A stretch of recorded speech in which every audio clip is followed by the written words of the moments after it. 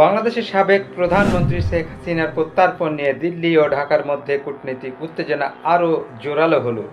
সম্প্রতি হাসিনার ভারতে থাকার মেয়াদ বৃদ্ধি করেছে দিল্লি, যেখানে ঢাকার পক্ষ থেকে তার পাসপোর্ট বাতিল এবং প্রত্যর্পণের জন্য নোট ভার্বাল পাঠানো হয়েছিল।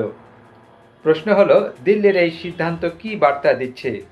দুই দেশের কূটনৈতিক সম্পর্ক কোন দিকে যাচ্ছে? ভারতের ফরেন রিজিওনাল রেজিস্ট্রেশন অফিসের মাধ্যমে শেখ হাসিনার ভারতে থাকার মেয়াদ বৃদ্ধি করা হয়েছে। কি জানানো হয়েছে? এটি একটি রুটিন প্রক্রিয়া। শেখ হাসিনা বৈধভাবে ভারতে থাকতে পারবেন। মেয়াদ কতদিনের জন্য বাড়ানো হয়েছে তা প্রকাশ করা হয়নি। ভারতের পররাষ্ট্র মন্ত্রণালয়ের এক অফিসার বলেছেন, বৈধভাবে থাকার জন্য এই ব্যবস্থা নেওয়া হয়েছে। এর মধ্যে কোনো অস্বাভাবিকতা নেই। ঢাকা সম্প্রতি দিল্লিকে শেখ হাসিনার প্রত্যর্পণ চেয়ে নোট ভার্বাল পাঠিয়েছে। কি জানিয়েছে বাংলাদেশ? আন্তর্জাতিক অপরাধ ট্রাইব্যুনালের মাধ্যমে শেখ হাসিনার বিরুদ্ধে গ্রেপ্তারি পরোয়ানা জারি করা হয়েছে। হাসিনা সহ ৯৭ জনের পাসপোর্ট বাতিল করা হয়েছে। ভারত এই বিষয়ে আনুষ্ঠানিকভাবে কোনো মন্তব্য করেনি, শুধু জানিয়েছে নোট ভার্বাল খতিয়ে দেখা হচ্ছে। প্রশ্ন হলো, ঢাকার এই পদক্ষেপ কি দিল্লির সিদ্ধান্তে প্রভাব ফেলবে?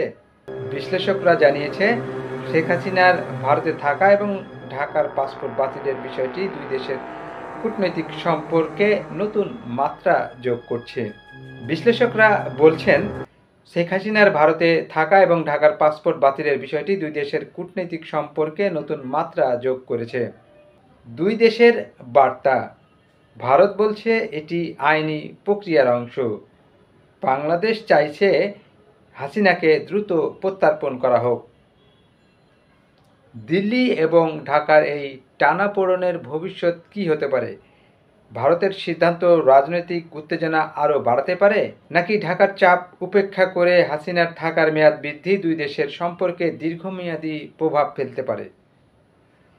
বিশ্লেষকদের মতে এটি শুধু কূটনৈতিক সম্পর্ক নয়, রাজনৈতিক সিদ্ধান্ত হতে পারে। শেখ হাসিনার প্রত্যর্পণ প্রক্রিয়া সহজ হবে না। শেখ হাসিনার ভারতে থাকা এবং তার প্রত্যর্পণ নিয়ে দুই দেশের কূটনৈতিক উত্তেজনা নতুন দিক নিয়ে এসেছে। প্রশ্ন হলো, ভারত কিভাবে এই পরিস্থিতি সামলাবে? বাংলাদেশের এই চাপ কি সফল হবে?